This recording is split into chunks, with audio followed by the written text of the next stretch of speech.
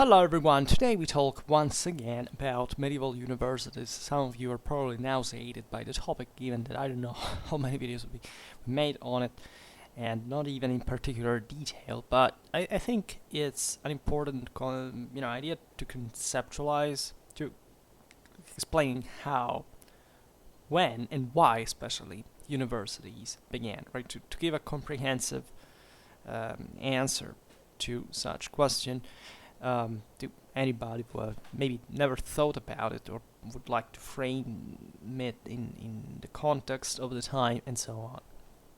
So it's going to be a general consideration. And as you understand, also a complex one, however, because in order to explain the reasons that brought to the birth of university, we should reflect on the new climate, let's say the new, not literally meant, but the broader one, the new times that the 11th century represented, right after the year 1000, whatever it was, like actually from quite a while at that point. According, however, to the very suggestive image of the French monk and chronicler Rodolphus the Glabrous, all Western Europe came to be covered, quote, by a white mantle of churches. As if the same world, by shaking, wanted to exfoliate itself of its old age. Right, this white mantle of churches. This has to do with probably also the monastic reforms. Think about Cluny, the broader expansion that quite concretely, materially, would take place so much to, in the view of Rodolphus the Glabrous, properly to make that would make Europe changing face, right? With these, the white mantle of churches was represented here a new skin, right? A new appearance, a new substance that naturally was more elevated, was more brilliant, more closer to God, right? So a revival, a rebirth, a new life, and the ecclesiastical building fervor, of which Rodolphus was, was a witness, was in turn one of the many, however, other and more consistent let's say reflexes of a general economical revival, also that had invested the West starting from the second half of the 10th century, roughly. And such economical revival found its deep motives in a series of correlated phenomena that it is difficult to put in or maybe even useless to put in a close cause-effect relation, because they went in parallel, but that all, however, let's say, fit a sort of virtuous circle, if you want that. So, at one time, a renewed sense of security for the end of the, for example, the end of the last waves of invasions, being the Norman, the Saracen, and the Hunger ones. A likely improvement of the climate, properly environmentally meant, albeit there is actually a huge problem in defining exactly what happening there. This thing since the 70s and environmentalism, etc. Climate change. It was all about climate change, man. It's climate. No, it turns out that human societies can change themselves pretty radically, independently from what's going on around. But we don't exclude, of course, also the climate as, especially in fact, the sort of warming that, in this sense, didn't quite improve anything from a qualitative point of view. It simply increased the amount of people, and that was not even such a good thing, meaning that sometimes this broader expansion, even of cultivated lands, etc., was not because of an improvement in technology or whatever we're told, but literally because people need to move somewhere else, because otherwise they would have starved to death where they live, right? So working more, having more motivation, because humans do tend, in a sense, to remain where they are if they have enough, and not even seeing the need sometimes to improve, right? In pre-industrial times, properly, this mentality of constant progress and of, constant measurement of quantitative increase was not part of our constant political, economical obsession. People just lived more or less what their parents have done in a lifetime. They wouldn't even, of very intensive work, they wouldn't even see how much they had gained quantitatively speaking. It would have been a few points percentage of all the wealth they had, the few one they had also. And still, life was barely, kind of production was barely above the survival rate, right? So the economical potential was ridiculous for our standards. But so that does inform mentality as well. And as we will see, that also is a key interpretation, especially explaining the role of universities broadly meant. It's likely that with warming also, however, the productivity of agriculture increased. This is also radically debated, if you know the essentials of the historiography on the topic. That is, we don't properly know. There is not a proof of an increase of crop rate between the 10th and 13th century at the local level. There is some places show that, impressively so. Others don't. Others actually go invert the process. And of course, technology is one of the single least important things in the development of history of mankind, in spite of what we've been bombarded ideologically with. And what is really impressive is rather what Rodolphus was talking about before, that is, look at properly what happened. That is a new phase, right? It was perceived that a new organizational form of life had taken place, in a sense. So that must be understood before, right? Whatever the tools they used that didn't even change in some instances, and cannot be directly connected to the improvement of anything, or even the worsening or anything for that matter. Never think that you are more capable to work the land than a peasant of the time, or that even the new means represented actually some kind of magic wealth multiplier of no, right? I made enough video about this back in the day, properly about, if you go in medieval society playlist, I explain a bit of this and that, and there also the medieval university videos are there, so it's all there's kind of more food for thought, also looking at other fields of societies, the revival of trade, Piren's thesis, all this stuff. Very interesting. It's just, I'm not an expert in history of economy in general, but I have my own idea of how things happen fundamentally. Also, having studied in detail some parts of the Middle Ages at this point, I have very different ideas on what is that concretely makes the change in societies, and we overlook really too much still by the beginning of the 21st century historiographically in that manner. I will probably make a video on that as well at some point.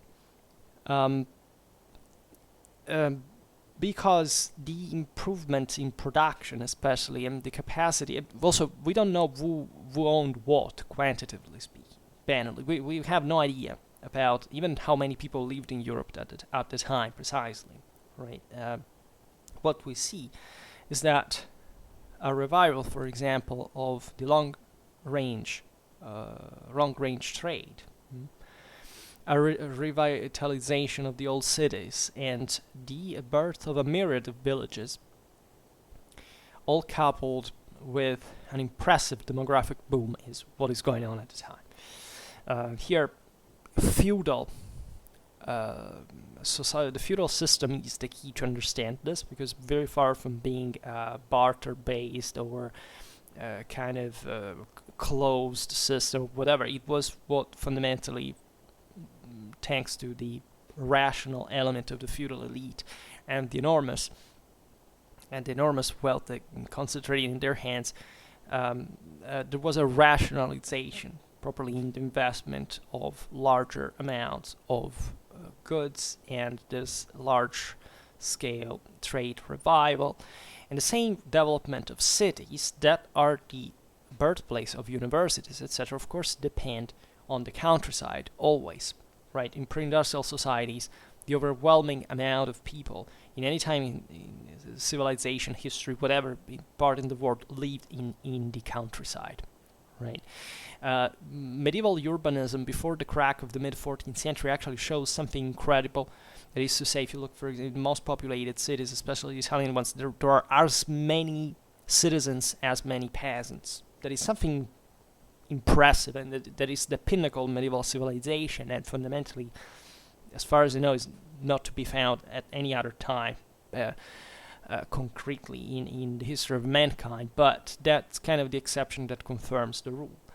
It's all up, and still at the time, by the way, this city was the countryside, and or however how much it managed to accumulate from there to even, for example, import grain in case of famine and all these stuff, etc. And there are many interesting stories, especially connected to the mid-14th century crisis, that we made videos on also, that I address you to if you're interested in the topic.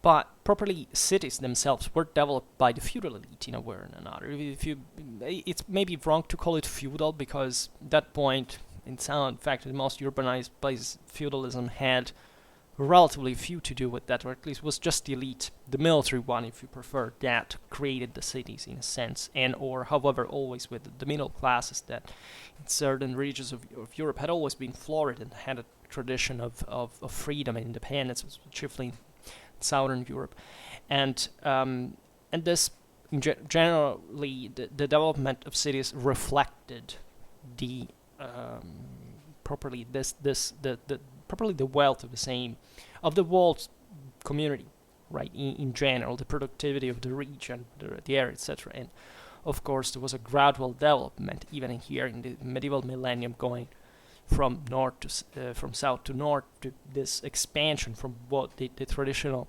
areas of wealth of the world had been at that point. The demographic boom, as we were saying, is also astonishing. That's properly the only thing that we can, even as we were saying, as we were saying before, we can't quantitatively assess from a precise point of view in terms of estimate. Is even here, I think there is no such thing documented in any other period in human history. What happened to Western Europe in the centuries here, that is enormous growth rate, and properly from internal expansion, not because somebody migrated there or whatever. The same Europeans here were expanding, were migrating out, were an output in this sense, because they were becoming too many at home. And this growth is also enormous. And here, digressing on the causes of this, in a more, more in-depth is topic for other videos, and or for properly a philosophy of history rather than properly the evidence, because we don't have the evidence. Right, we just have some indirect evidence of this that is quite clear about that, but that is scanny and doesn't tell us that about the properly what the mechanism behind it. It's still a very primitive, archaic moment here, the 11th century. But it's for this reason even more remarkable to see how such an institution like the university was born, which was not nearly to be given for granted, as it was something new in the history of mankind. There were other centers of learning in other countries, etc., but the pattern that Western universities developed was fundamentally unknown in human history. And I'm not even entirely sure we're going to address it here. But excuse me, drink a little. And as And it does reflect this growth from, can say from the bottom of society proper, but from definitely down to up, right? Which is not very common historically in most cases. Now, among the positive consequences of such a complex series of transformations, there was obviously also a sort of evolution that was initially slow, but eventually ever more rapid, of the way of thinking, right? And characteristic of such cultural revival was a sort of generalized anxiety to come out of the traditional environment and from the crystallized situations in order to find a confrontation with different and faraway environments and situations. And the first protagonists of such a research that was also existential in nature of the new and of such anxiety of confrontation were the clergy, right? Because these were fundamentally the sole, the only intellectuals, let's say, existing at that time, properly meant, and were the only ones that had the possibility of higher education in an institutional frame, right? Not that the lay were not educated or there were not schools. This is just the dark vision of those who think that, I don't know, the Middle Ages were the darkness, etc. Just study what at least the most advanced countries in Europe were at the time, in terms properly of literacy, of per capita wealth for pre-industrial society. Weren't bad at all, right? Schools did exist, and the lay worked intensely in them, were educated. They had private means of education as well, right, and so on. And however, before the birth of the studia, the so-called university centers, many particular clergy, like those that felt mostly this need, this vocation for knowledge, for the new opportunities that arose, that were defined for this reason, clerici vagantes, that was actually a negative acception of the term, which means those who roam around, go around. These weren't beggars, like the mendicant or whatever. These were probably learned men that traveled to go to, I don't know, some of the most important cultural centers of Christianity, of Islam, from Europe, right? All the translation, think of the classical texts from Greek, from Arab, so on. They were next. They didn't need to go to the Byzantine Empire or to the Caliphate. They were next door. They could just go to Spain, and they would find those. They would find those, and we made videos on that, and that's a quite overlooked aspect, by the way, of Western civilization, properly in the capacity properly the active capacity of Europeans to go out there to search for that knowledge that they knew was there. This wasn't a passive work, right? Remember, there is nothing intelligent properly, and properly it reveals no education, I think, by modern school standards to presume that the Middle Ages were, first of all, a dark age, of course, but secondly, that there was some sort of passive exposure to knowledge for which civilization eventually developed. This is pure ignorance from a weak modernistic mentality that has nothing to do with historical reality and evidence as we know it, right? And this is also an insult to the dignity of average human intelligence, because average human intelligence does go out there to search for new knowledge and to learn, to get a structure, etc. And the fact that most people today don't do this, right, is to be understood and to be in a context as well, but it's not flattering, and you shouldn't be projecting this on those people's times, right? Because those people were way more intelligent than you. They were much better human beings than you are. Because what you have, you do basically nothing these people were capable of achieving. It has nothing to do with, say, moralistic interpretation of what rights or not rights were there at that point. It has to do with what these people did for you to live the way you do today. And nobody cares, because not just the average, even Westerner, the rest of the world is worse, but the average Westerner today is radically underschooled for civilizational standards, right? It's not because you go to school or you have a degree, you are an actually educated person, that is a person who actually understands the world. It has nothing to do with that. It's just a bunch of morons. Let's be honest about that. This is the remember that there is no other age in history, such as the middle one, when people were so thirsty, inexhaustibly thirsty of knowledge. Right? The medieval man was capable of projecting its own mission of learning as a broader moral duty, imperative duty to make sense of the world in a comprehensive sense, right? Because he thought that the world was entrusted to them with that purpose. Today, look at what academic scientific culture is fundamentally about. Sectorialism of narrow-minded people that want just to defend their doctrine, their dogma, and nothing else. If we only studied and learned what the Middle Ages were, we would feel disgustedly ashamed by ourselves as a civilization today. And objectively, yeah, I think it would be worth feeling that to properly understand how much humanity can do when it's really pressed, right, to do it. So much that even the same idea of the Goliath, but they were challenged, as we were saying today. These people were not seen as, there was distrust also at the time towards these new thinkers, because the idea was, what the hell are they doing?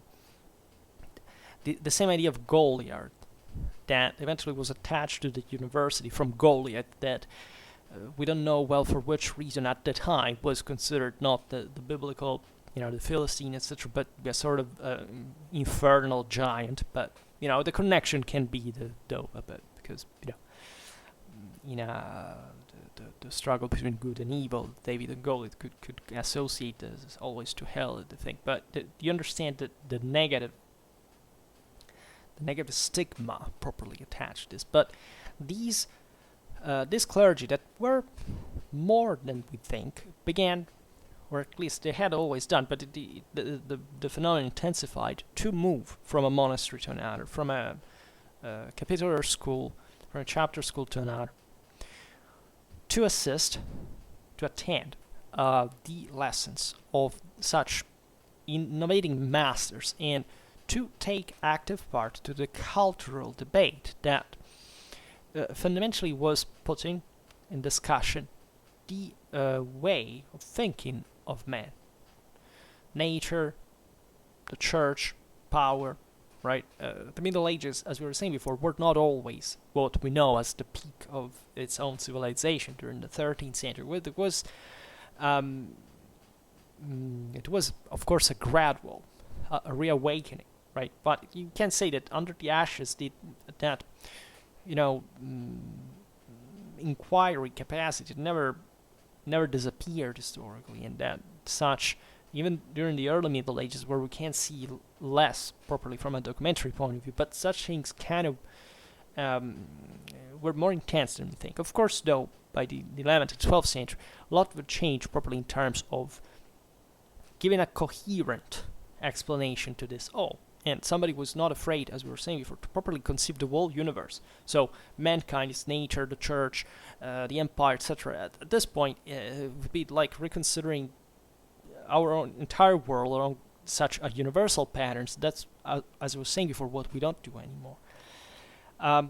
And among the various chapter schools, the most important European lighthouse, let's say, attraction pool, was the one of the Cathedral of Paris, from which would be born, for merit, especially great masters such as Abelard, the Parisian Studium, a university proper. As you know, Paris was fundamentally the most important university in Europe for theology. In general, that's where they was based on, and here also we know why the Western Frankish kingdom developed this for in its monarchic mystics, etc. But the revival universities, as you know, is more connected to Italy, rather, where the phenomenon was more spontaneous and addressed to other subjects, and most importantly, juridical science. Why? This from which it would spread fundamentally all over Europe. So, let's say that in order to explain this, the new socio-economical reality of the 11th century, that was much more complex and dynamic of the previous one of the previous centuries, that was essentially a kind of a lordless, seigneurial, rural one, had characterized the early Middle Ages, brought also the necessity to provide for certain and equal rules that could surpass or at least to integrate the various local law, right? That were typical of feudal society.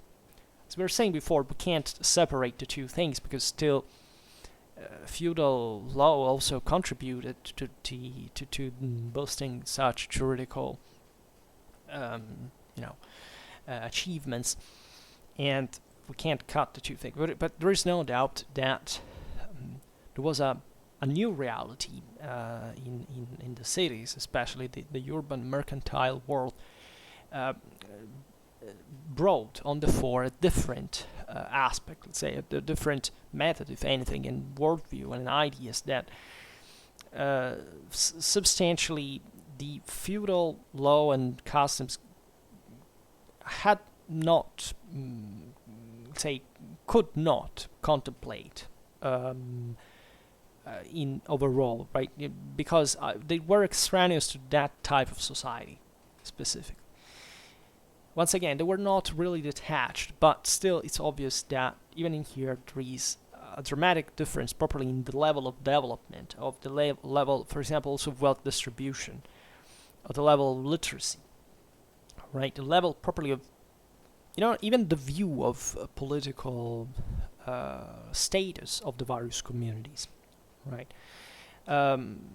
You see, I don't know, we were on that video about the life and times of Conrad II, we were observing the Holy Roman Empire. Like, north of the Alps, people were traditionally somebody's servant in a way or another. That is, there were only lords that ruled practically everybody and everywhere. South of the Alps, people were traditionally free.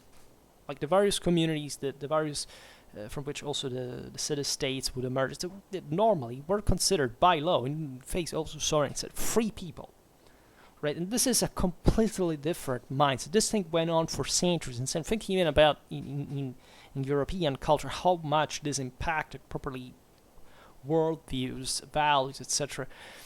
So it couldn't but be born from areas like the Italic kingdom with such with the highest per capita wealth in the world, the highest level of literacy, the highest level of urbanization, the highest trade activity, right? Such idea of, again, or the revival of a universal law, or a common law, right? A complex law properly, that, it's different from the common law in a sense of simply, the law just of this community is a kind of a common sense of community, but we're properly a universal one, something that could encompass all the various customs, right? And that could therefore interpret fairly, because the first objective was to properly dispense justice. These people needed a regulation because the scale of their transactions, their work, their activity, their construction was so big that they needed to regulate this in a way that in the early Middle Ages fundamentally had been lost, because the same scale of activity had not been present. So it was somewhat fatal that sooner or later somebody would understand that also such type of law was not necessarily to be built, redrawn from scratch, let's say, because it had already existed. It was the Roman law, right? The one codified at least in the Corpus Juris Civilis.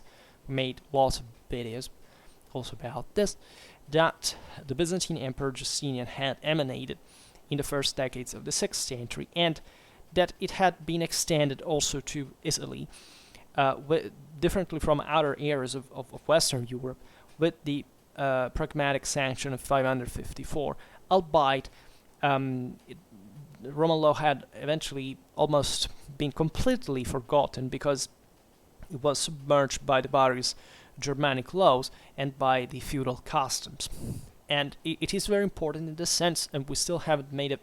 We made a video, I think, yes, about this too, how fundamentally we have to thank specifically Lombard law for having actually revived Roman law, because all the Roman law jurists at this point we can't call were fundamentally Lombardists. These were all Italians. They were all part of the Lombard kingdom still. The Italic kingdom, Lombard kingdom, had retained its name, and that was their common law. That was the law of the free, as we were saying before. And it's from the necessity, and we explained this in our medieval law playlists, of reconciling the Lombard law that was mixed also. There were other smaller works of Ostrogothic times. So there was something, they were intensely Romanized for that matter. The Lombard law instead was fundamentally purely Germanic in a sense. I mean, there's a lot of Roman influence in there too, but in the institution, etc., it's all Germanic. Then the feudal law, then properly the imperial, like the various capitularies, the general customs. So they had to make this enormous work to reconcile, rationalize, render coherent all this law that was studied all together and or interpoled, commented, the gloxal, so that's where at the end of the day the thing had stemmed from. And by recovering the Roman law books, they decided that this was feasible. That is, they didn't, as we have already explained in those medieval law videos, actually recover Roman law because they thought that that was the absolute law that would supersede everything. That's kind of a sclerotic idea that came from the end of the Middle Ages. At this point, what they wanted was essentially to have some universal categories through which they could interpret the laws that they lived by, such as Lombard, the feudal, the imperial one, and therefore to interpret them better, to reconcile them better, because there were also naturally gaps. They had been produced heterogeneously for different. And what is fascinating is that in a country like Italy, northern central Italy, as the part of the Lombard kingdom where that law had extended. Also in the south there was, but it had been incorporated now by the Norman law. It was much more fragmented. The north was the one that was booming fast, right? And in those areas, the legal practice had been much more intense, basically, than in any other Western country since basically Lombard times, because of those political and social characteristics we were talking about before, but that had developed properly a juridical school. Like Lombard dukes were literate, differently from, Frankish counts. They attended tribunals. They knew the law. They wrote. There was a dramatic written culture for early medieval standards, and we're lucky because we're documented about lots of things thanks to it at the same time in detail. Sometimes Lombard law, eventually post-Lombard Italy, has an incredible juridical production, and it's also all budget still today with lots of other with a lot of interdisciplinary approach. Is definitely functional. It's history of law, codicology, paleography, history of some simple medieval history in a sense, to properly a reality that it's as if the West removed from its popular awareness, and that frankly it's also one of the single most disgusting things that I can think of, considering the reality we live in, and the view of the Middle Ages that still people keep having, right? This kind of I don't want to even comment on it, but if people just read updated historiography, if they realized what history concretely is, not video games or TV series or whatever, but a real history. Like, it's two completely separated things. It's not that the first one is inspired already, or no, it's totally another thing. It's as if we're talking about, I don't know, medieval history and, I don't know, bridge building. It has nothing to do with one with the other, right? At least barely anything. But this is a very concrete aspect. We can't deny that we have this moral disorientation. It's a serious problem. I don't know, maybe today I'm polemical, that, today we lost Kabul and everything, so it's one of those moments where you say, well, when you reconsider certain things, and when you see the reactions that are all emotional, introverted, defeatistic, etc., you realize we lost the initiative. Like in Clausewitzian terms, as the West, we've lost properly the plot at so many levels. There is nothing to be proud, currently speaking, to be an average Westerner, literally. It's an insane concentration of ignorance, of weakness, of presumption, of frustration, of complexes. I don't know what is wrong with that. Maybe even myself speaking like this, it's not, but that's the point. We should give ourselves a backbone again. And studying history is definitely the key for it. Because if you don't know these things, how can you even claim yourself to be a Westerner? Because you're white, or you speak a European language, or you have a European citizen. Has nothing to do with that. If you don't know your own history, you're not a Westerner. It's that easy. Very few people in Europe are actually Europeans, because most of them do not know anything about it. Right? Being born in a country has nothing to do, but not even by any margin to know the history of your own country. Literally nothing. You have to work for it. School is not enough. Not even university is enough. You have literally to have a thorough commitment, like people do not have for anything in their lives at this point. Without that, you're done for. There's probably nothing to even complain about. You wanted it yourself.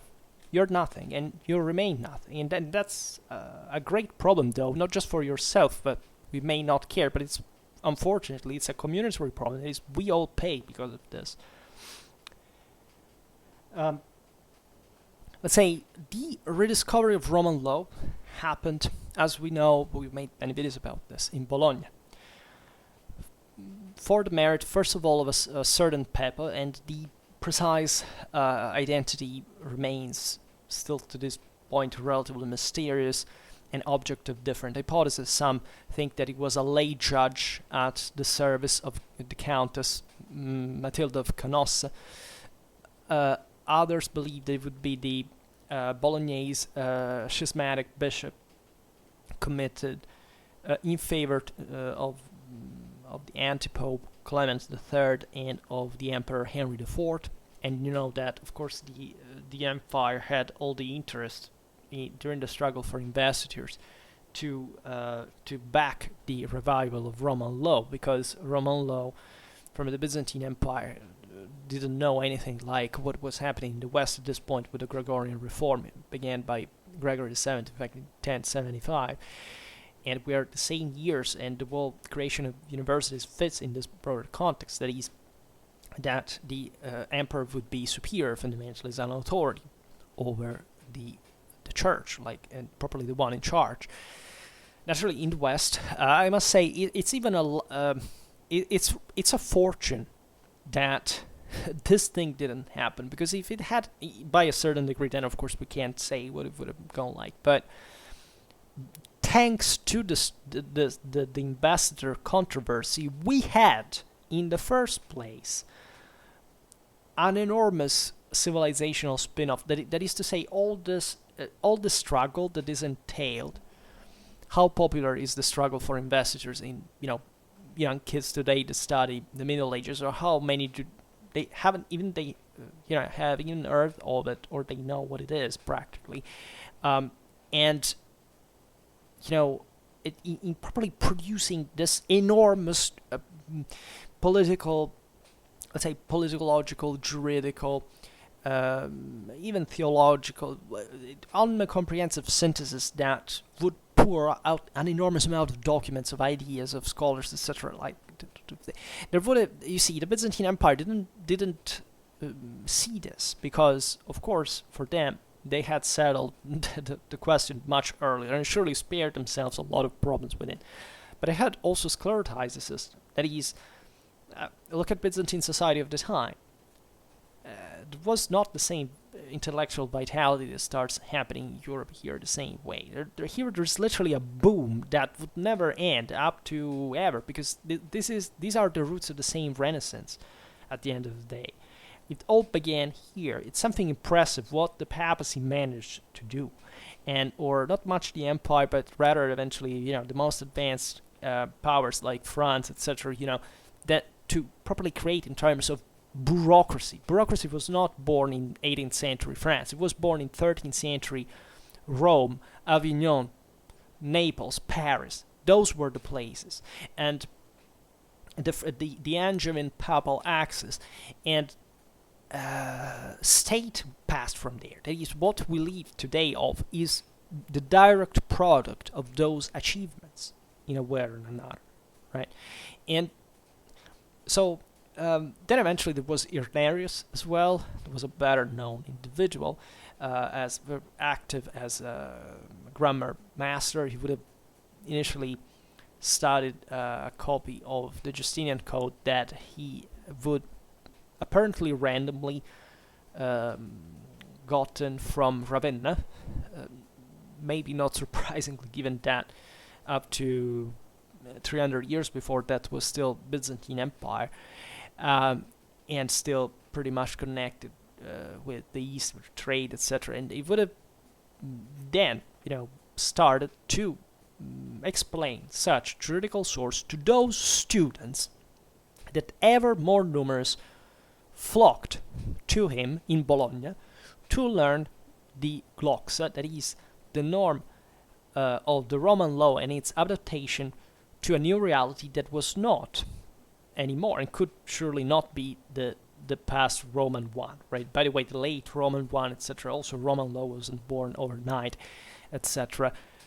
And there would be a lot of history of law, say, juridical philosophy, say, better considerations to make about this process. But let's say that what we know as Roman law here is also Byzantine law fundamentally, because Roman law was something that developed dramatically together with the Roman Empire's height in also an incredibly systematic way, as you know that of course was not all categorical, etc. And that's what the late Romans would do, like the late medievals would do in a sense with the crisis, right, of the 14th century over, to sclerotize that. And that's exactly what would happen also with the Bolognese school in 3 centuries. But before, the work was pure sap of innovation and practice and vision and competence and intelligence and open-mindedness, flexibility. It was a masterpiece, right? And I'm sorry today, I realize how foolish it was to make this such a video, trying to condensate all these topics, because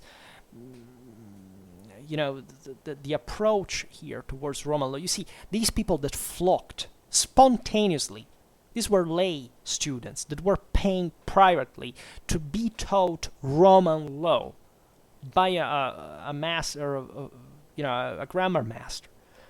This could happen only in that specific reality, where people had that level of literacy, that need to learn law in order to practice their profession, because there were activities, because there was dynamism, because there was, again, do we care at all? Like, is there a movie, a TV series that talks about these times and places?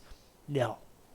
Does anybody care concretely about? I don't know. That's why I started a medieval Germany and a medieval Italy series recently, because I realized that I would have liked to do it for France as well, but because I realized that in our world, all those problems that I was telling about before is that people properly, not just they don't know history, of course, but they know it ideologically. That is to say, they have mostly this ethno-nationalistic obsessions for which they pick some people that, according to their primitive view, are some sort of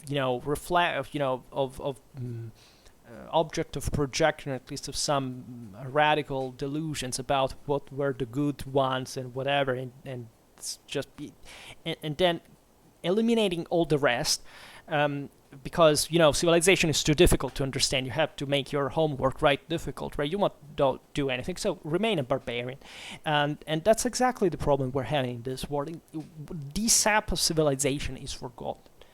If we live the way we live today, it's because of this, not because there were, I don't know, raiders or mobsters of chieftains, whatever that did stuff.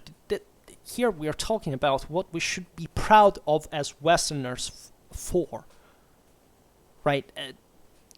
Where is this awareness? And then you wonder why we are so morally weak, when we can't even recognize we have completely disoriented from a moral point of view. Failing at looking at history in an intelligent way when we have an oceanic historiographical production that everybody can access to this world, and it said, no, people watch TV series. That is, your ancestors for millennia spit blood to just earn a tiny bit that, in order to hope to dream not to be wiped out by the next famine and epidemic, and that would have done everything to have a minimal education because education meant power. All you do today is sitting somewhere glued to your smartphone, nothing else. When you have a click away all the freaking knowledge that you can get. Right, Schwerpunkt is nothing. If you know what academic standards are here, of course, when I write an article, I'm surely more, cathedratic. But as you know, here we have a chat. But I, started this also to sensitize people to properly, from this kind level of, the disclosure, to say, look, that these things are literally, you can't go to a library, you get 10 of those books, you can scan, you can photograph, you study them, that opens your mind in a way you couldn't even imagine that before. If you're being raised by an animal with uneducated parents that never didn't give a shit to give you discipline, to give you backbone, to give you some kind of moral parameters, and at that point you had got to throw the towel at some point, but on yourself. But there is always something better you can do about yourself, right? This is what humans are. If you throw in the towel, you are a coward, fundamentally. You lose any opportunity you could have to be a better individual, and that's it. And this can't work. This can't work anymore. It's going on for too long because, we have the boomers' resources, and those are going to end at some point. That is to say, at least if you don't work, we will come back to people complain that there is poverty. Let's leave aside that what poor people are today. 100 years ago would have been filthy rich bastards that your own grandparents would have spit in the face of for being the lazy asses that you are. But the question is, you wanted it, right? This is explained very well we know it from a socio-economical point of view. If you just have an idea of the major Western countries, I don't know, GDP, per capita wealth, production, deficit, debt, you can easily understand what's going on. And even that, meet a kid that knows these things today. But even people in their 20s or in their 30s, do they study, I don't know, economical geography? Do they know what at least the most important countries in the world are about, according to those macro indicators? Do you know what's the difference between deficit and debt, for example? Or between the difference between immigrant or refugee or whatever? I sometimes talk even with my peers, slightly younger people. They don't know shit about this. How is it freaking possible? Right, excuse me for this digression today, but I wanted really to be polemical on purpose, starting from these topics, right?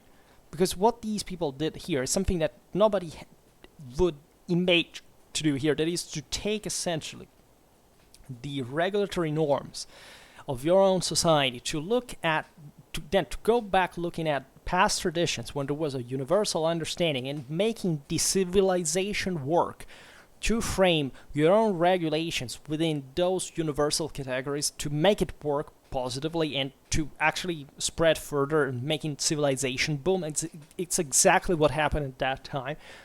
Find somebody that today can even think about this, right? I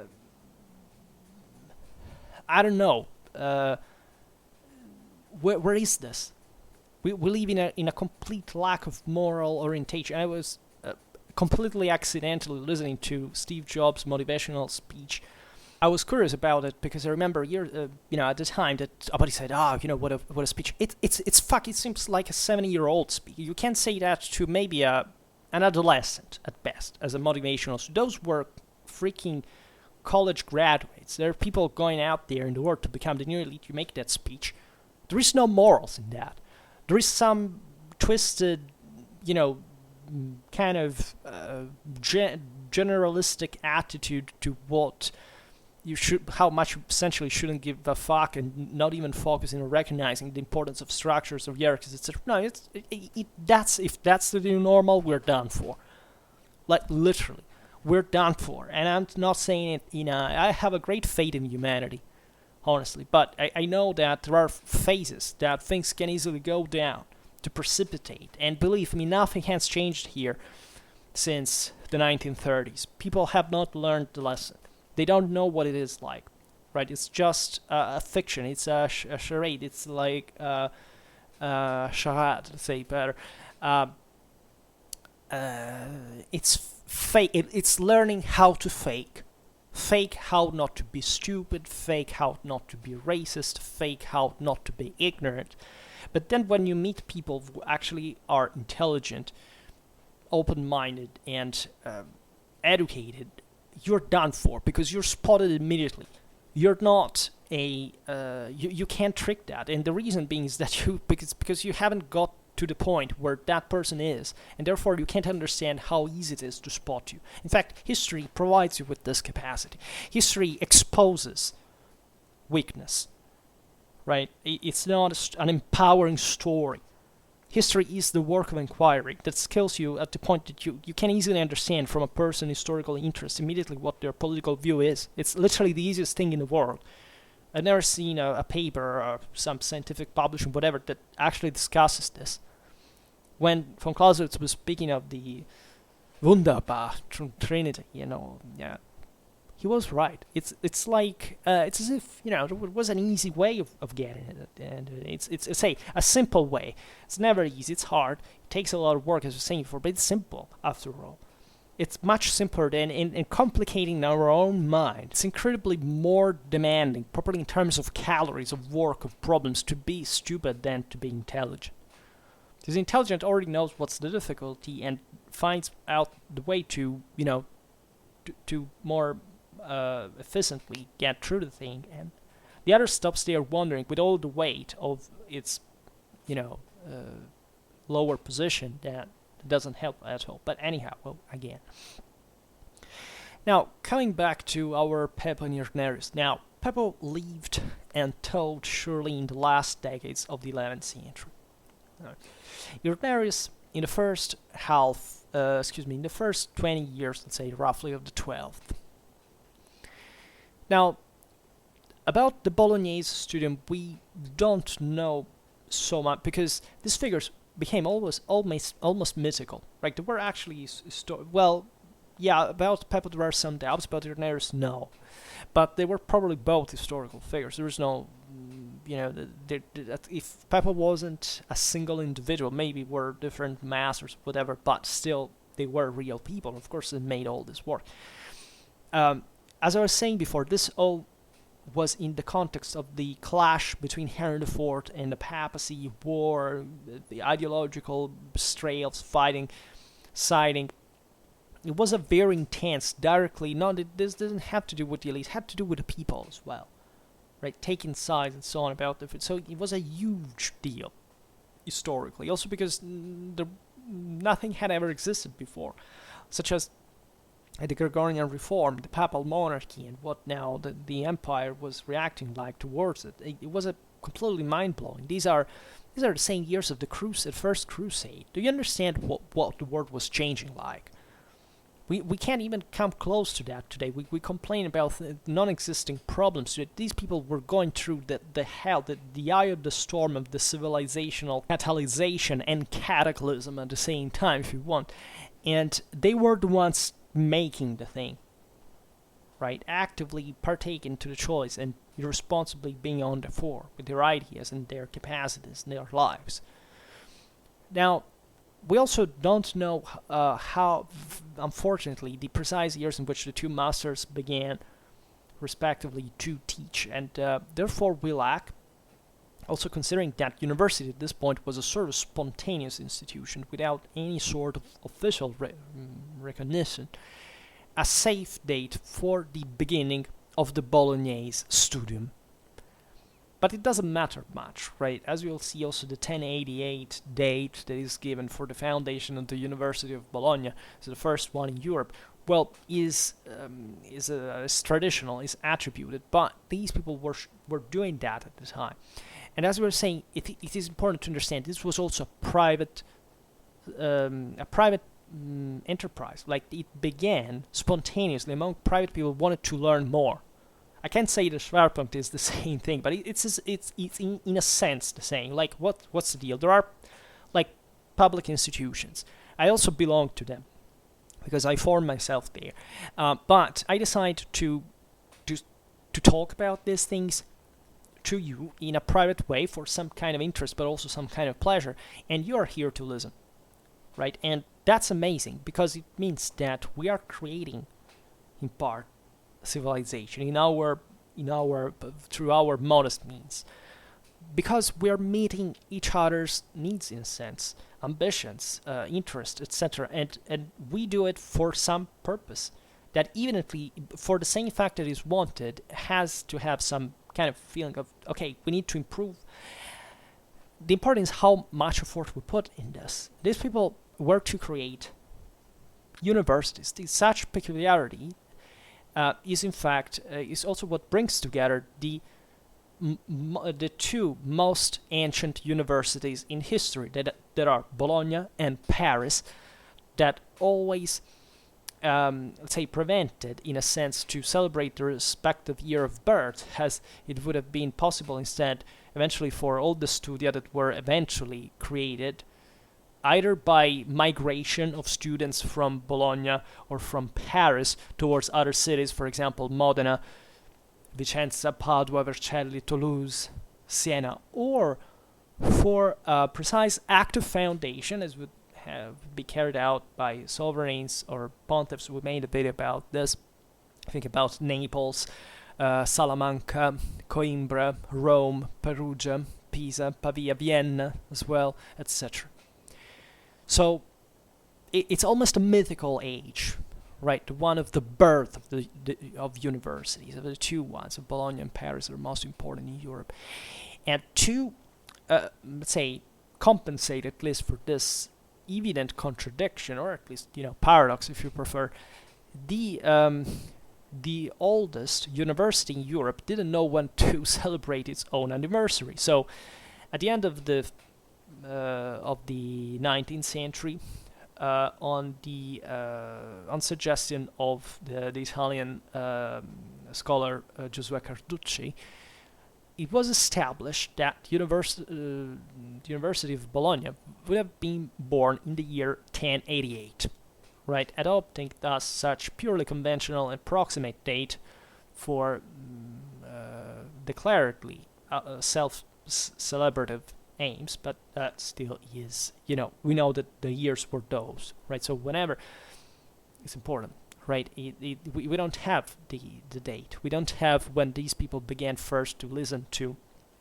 those scholars' lessons. We just know that it began at that time. We know philologically that they had known Roman law ever since. That we know even less about the previous times. We don't know, for example, we made a video about this. We don't know how much the Corpus Juris Civilis circulated initially. Let's say. Essentially from the end of the 6th century, when the last news about the mentions properly about the code in Italy are, to effectively the 11th centuries we've seen. So it's been roughly, well, it's almost half of a millennium. It's a lot, right? But surely we can't reasonably believe that the code was completely like the unknown, that nobody had it, nobody had copied it ever, in all Western Europe. What we see here as a kind of a thermometer is to see how intense the interest for it began to rise again, for these scholars to get the idea of getting one, because in Constantinople they had it, right? And to, even though with all the changes that also in Byzantine law had occurred in practice, etc. So, but that for taking it and to be telling it to others and to make money through it, because there was a demand for it. And these people were fundamentally doing it for that reason. The masters to make money through that, the students to get taught and to hopefully at some point earn through their own lessons in turn. And that's how such universitas was born. The term universitas means in Latin, it's something that is fundamentally tending towards a single purpose, and that's how every single guild or corporation or whatever community was named in medieval times, right? As the universe was universus towards God, right? And that was the thing. But so people with common purpose, and universities were born like this. And I'm gonna give you the individual video titles that we made about university, because that's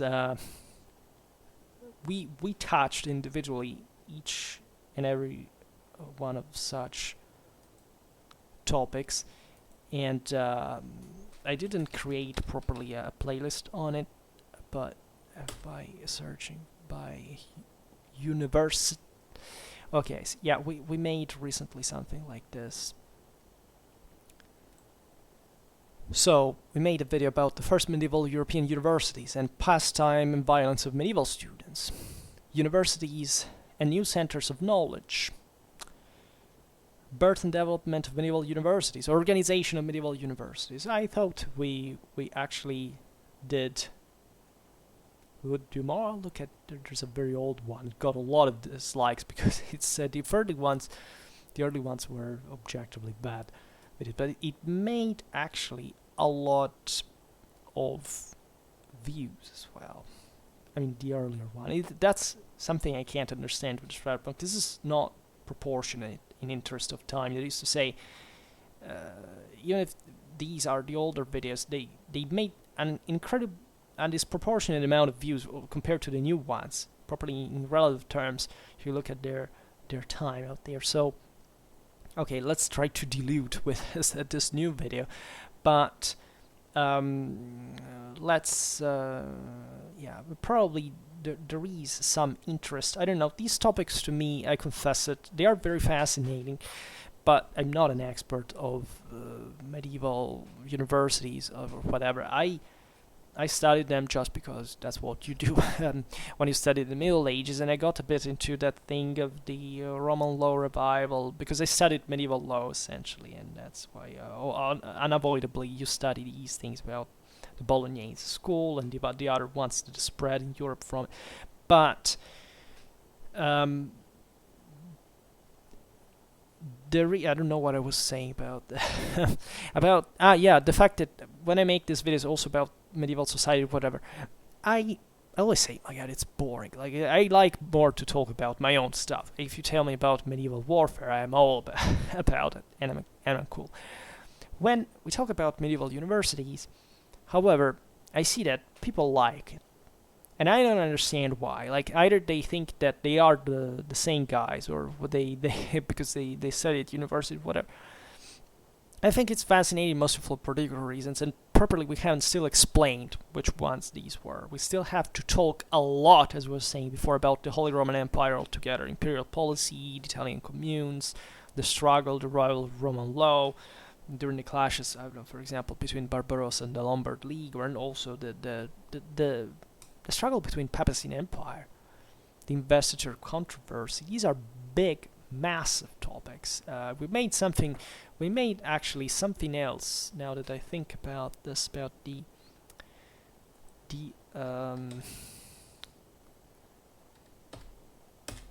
studia, as they were called, actually.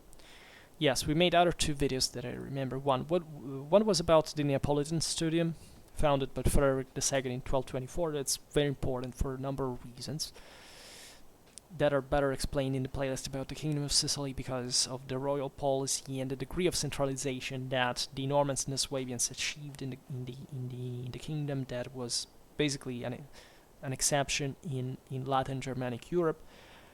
Then another video about the Bolognese Studium and the Masters of, I don't remember what here because I can't see the full title, but yeah, and it was, I think this one was properly about Pep or Irenaeus, possibly.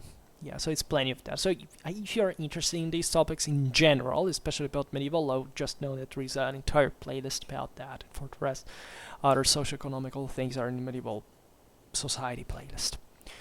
Alright, today I vented a bit, as you understand, and I needed it, considering today's news. And alright, and yeah, from some time I lose another bit of time to explain things.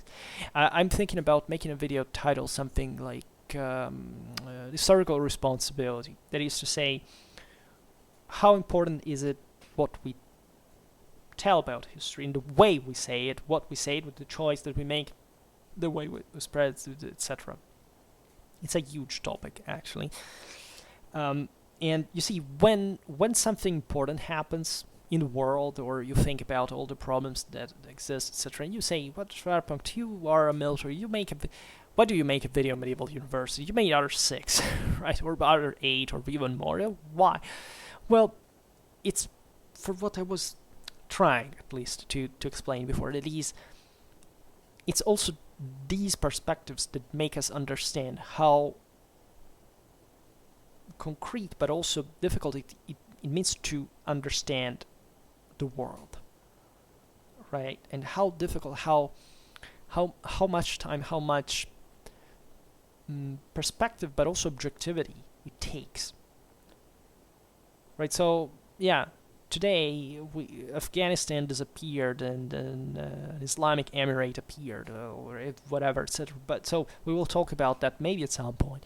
But the question there is, can we, by looking at the past, and not just about that, acquire a kind of universal sensitivity to understand the world we live in, and to make sense, therefore, better what things we do every day? Of course we can, right? So even this apparent kind of intellectualistic, humanistic detachment for, what is this guy talking today about? Just the medieval universities, 1,000 years ago, why should we look? Well, because these things do matter in that sense as well, and even diverging in a sense from reality. Is not turning the head towards some other thing. It's still doing part of the same effort, right? And it does take time. It does take patience, especially a lot of patience, and discipline and control. And even going through your own way is a way to be able to understand better what is happening in others' ways, right? And yeah, so whatever. For now, we stop it here. I just hope that you enjoyed this video. If you did, please share it. Otherwise, leave a like or subscribe to my channel if you're interested in my upcoming content. And for now, I thank you heartily for listening to me. I wish you a nice time and see you next time.